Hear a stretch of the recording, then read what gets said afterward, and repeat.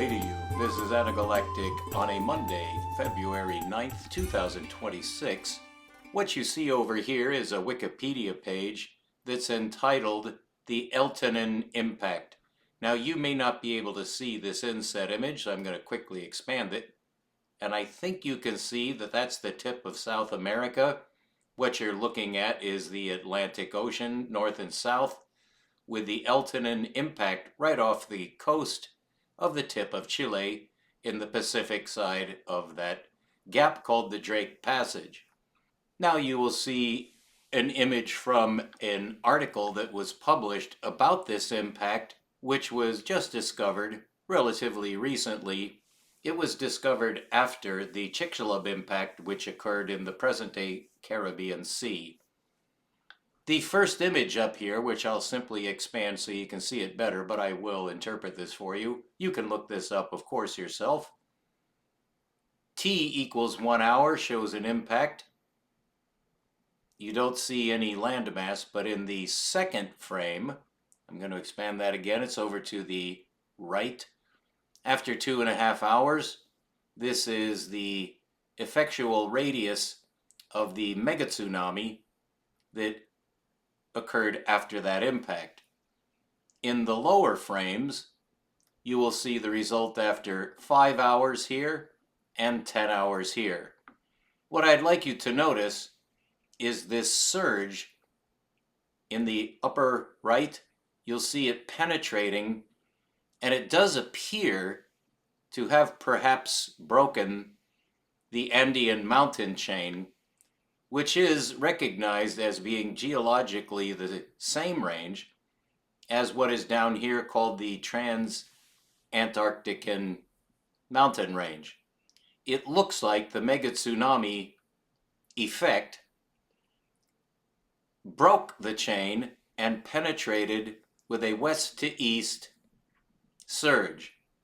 In the lower left, you'll see through the Drake Passage, there came this megatsunamic force, which carried part of the mountain range with it. So that would have been an enormous blast, obviously. In the last frame, after T equals 10 hours after the impact, you'll see in the lower right of the lower right frame, the Scotia arc marked by those two dark magenta surges. In this image, you will see a space view of that surge where I believe, even with a resolution on your screen, which may not be as great as mine, you'll see a dark arc at the extreme right, which is marked with a series of islands. The dark blue is a trench.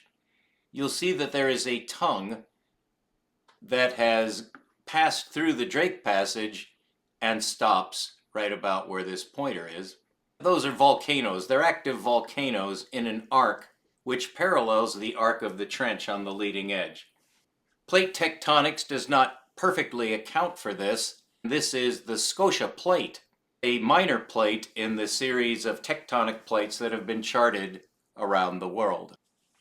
In this view, which is from the online Google Earth program, you can actually download Google Earth. It's an extremely powerful tool for geology and geography.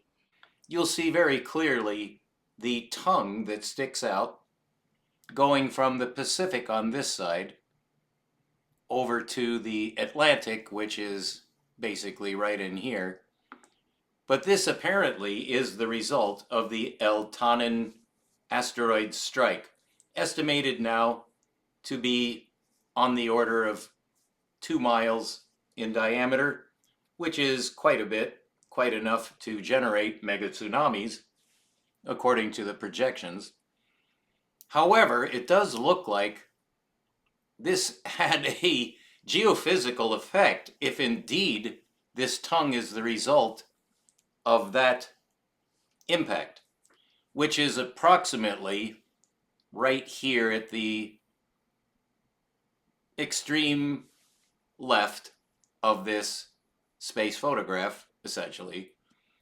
So it looks like the megatsunamis actually broke the Andean mountains right here and pushed. Somehow, this tongue, which ends here, it's clearly a geophysical feature.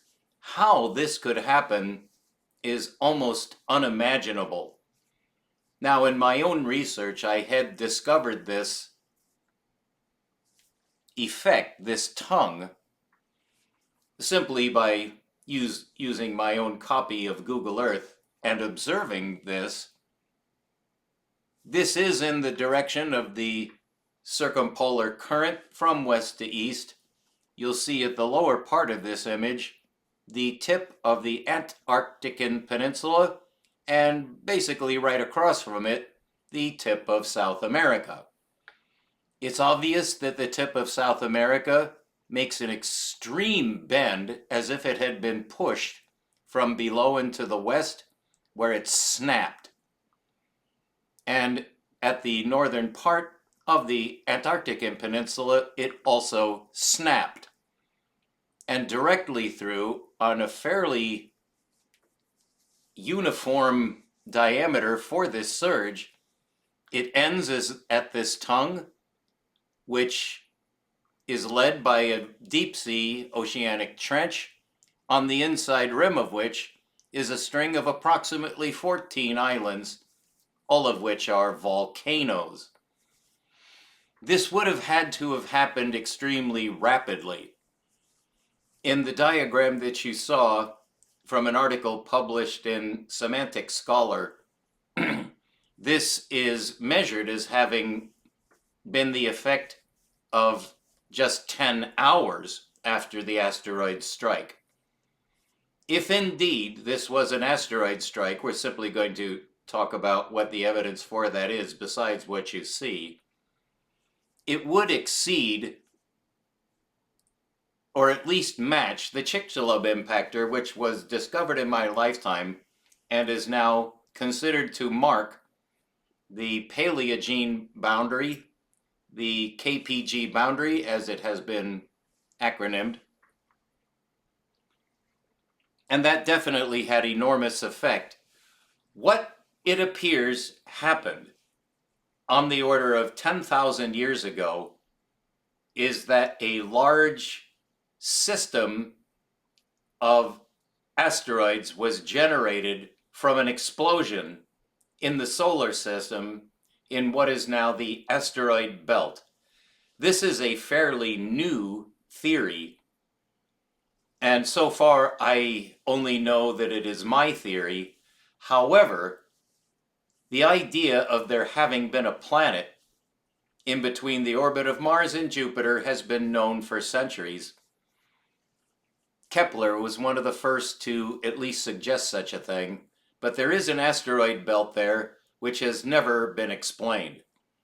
If there had been an explosion of what apparently had been a planet, it would have bombarded the entire solar system with asteroids, which would have been in a very short period of time.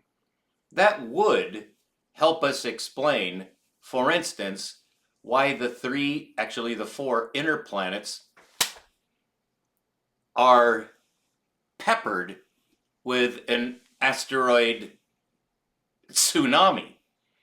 Mercury is virtually completely covered with asteroid craters. It has been determined in my lifetime that Venus has quite a collection of impact craters itself. Hard to see because it's buried under that extremely thick and rather opaque atmosphere. Mars, of course, was bombarded. The moon was bombarded, and it's covered with craters, although it does have mare, the so-called seas, which are remarkably smooth. They too have been struck. That is, the mare do have asteroid impacts. However, they're rather tiny, and they are an extremely small fraction of the surface of the smooth basalt plain and that has never been explained. Mars now is known to have had a hydrologic system not extremely long ago, and water has been found on Mars, and now there is direct evidence, fully accepted by consensual science, that there used to be oceanic water on Mars. If so, one would wonder what changed. The explosion of the planet just outside the orbit of Mars would have affected Mars the most. The next most affected planet in one direction, that is going in the opposite direction, going towards the outside of that orbit, it would have greatly affected Jupiter. However, it's quite difficult to affect Jupiter since it's so extraordinarily large and it is a gas giant, such that it would basically absorb and vaporize any incoming asteroids. We actually saw a sequence of an asteroid breaking up and entering the atmosphere of Jupiter, which left a huge visible scar in the atmosphere of Jupiter, which persisted for quite a while. So it was something to see, that's for sure. But we do see the effect of this possible explosion of the planet in between Jupiter and Mars due to the effect that it had on the satellites of Jupiter.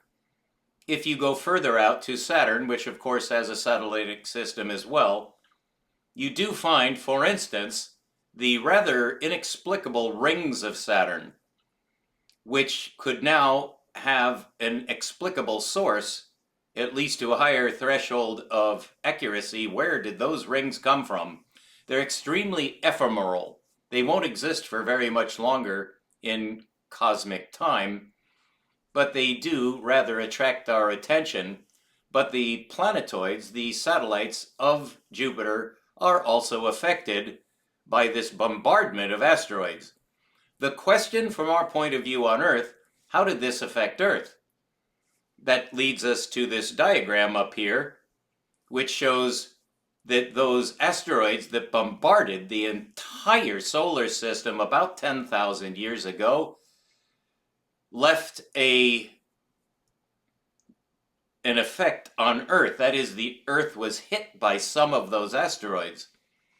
These are recorded all over the world of various sizes, but in recent times, in my lifetime, at least a few extremely large impact sites have been discovered on Earth. The Eltanin Impact, which was off the coast of both South America and Antarctica to the west over this way, looks like it generated an extremely strong effect on the geophysical appearance of the Earth, and this is one of those effects. Now, if we turn to examine the entire Pacific Basin on this east side of the Pacific, I think you can see that this is a rather dramatic new perspective on what we just saw. This is simply the result of having rotated the globe so that now the tongue points basically south. The impact occurred right about here.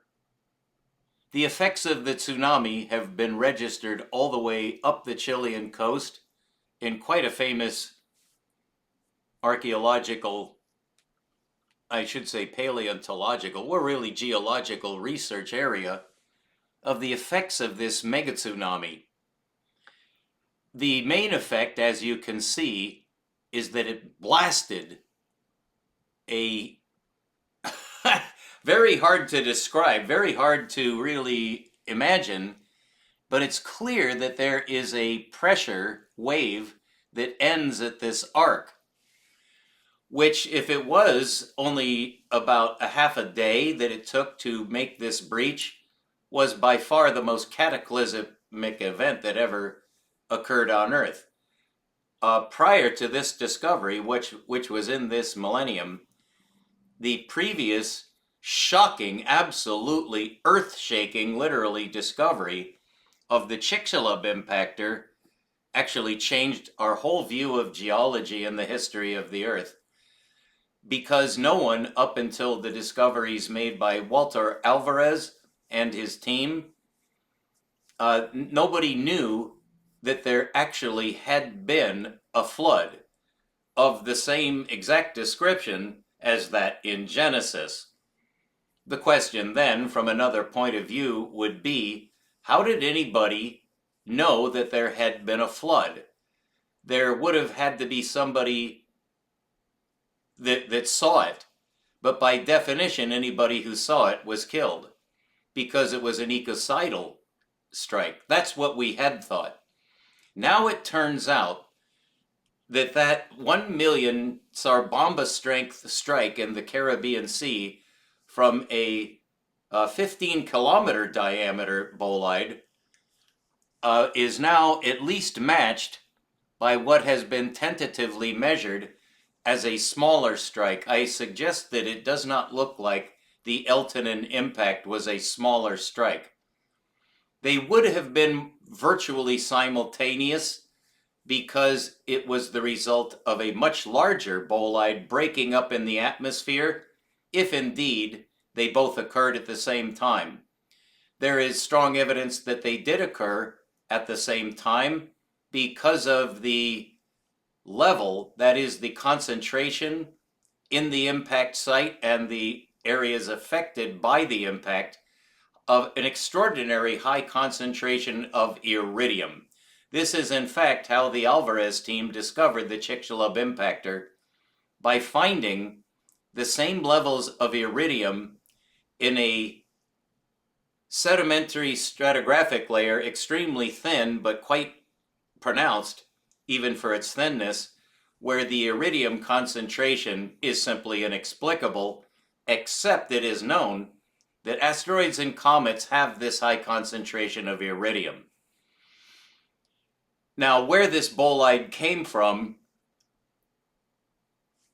had been unknown, certainly to the Alvarez team, and that was not their province of expertise anyway. But in subsequent research, still nobody is quite sure where that bolide, which would be either a comet or an asteroid, where it originated. I had developed a theory in 2025, before I just found out about the Eltanin Impact, but attempting to explain what happened at the Chicxulub Impact, which is officially dated at, I believe, 66 million years ago. Actually, it has been proved that it was on the order of 10,000 years ago, which is far more likely. In fact, it virtually has been proved, because everything we know about the geology of the Earth indicates that this strike, which killed the dinosaurs, it buried the dinosaurs, was 10,000 years ago, which of course makes much more sense. The Earth apparently was around for a lot longer than thousands of years, obviously. And that does not really require proof, because rock is pretty ancient stuff.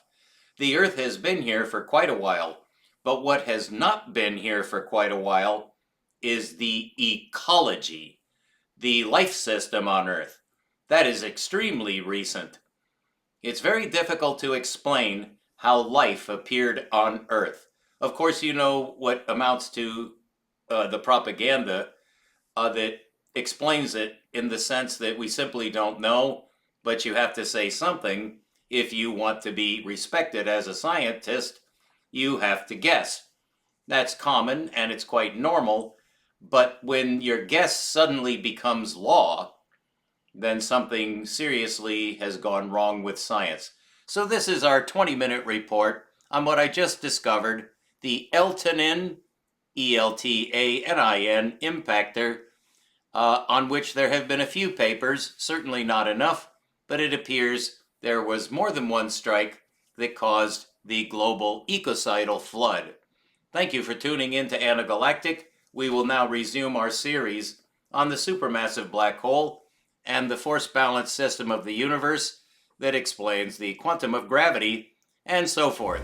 Thank you. Keep looking up. We'll be right back.